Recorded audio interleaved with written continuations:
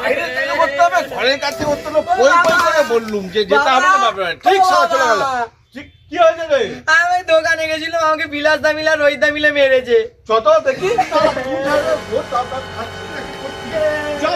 এই ওরা দুজন কোথায় রা? ওই তো দোকানে। ছত দেখছি সারা। এই এই এখানে মেরেছিস কেন রা? ওকে কেন বলছি? ও কিছু বলে না, মেরেছে আমাকে। এই। ওই তো। এই বিলাস তুই এখানে মেরেছিস কেন রা?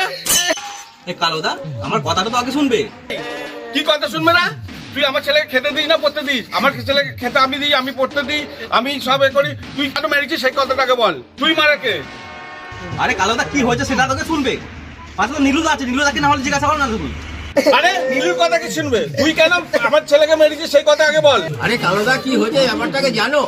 তুমি এসে অযথা গরম মারছো বিলাসকে, সেটাকে শোনো কি হয়েছে ঘটনাটা। বেশি বেশি সব কিছু। এই এখানে কি হয়েছে সেটা আমি জানবো নি। তুই আমার ছেলের গায়ে হাত দিয়েছে কেন সেটা আগে বল। আরে কি হয়েছে সেটা আগে শোন তুই, তারপর ওই কথাটা আনবি। একটা সিগারেট দাও তো। তাড়াতাড়ি দাও, ব্যস্ত আছি। একটা তো দিলে, ম্যাচিসটাকে দেবে তোর বাপ। এনাও করছি। এই কচি, এই তুই কালোর বেটা না? হ্যাঁ, কেন কি হয়েছে? কেন কি হয়েছে মানে?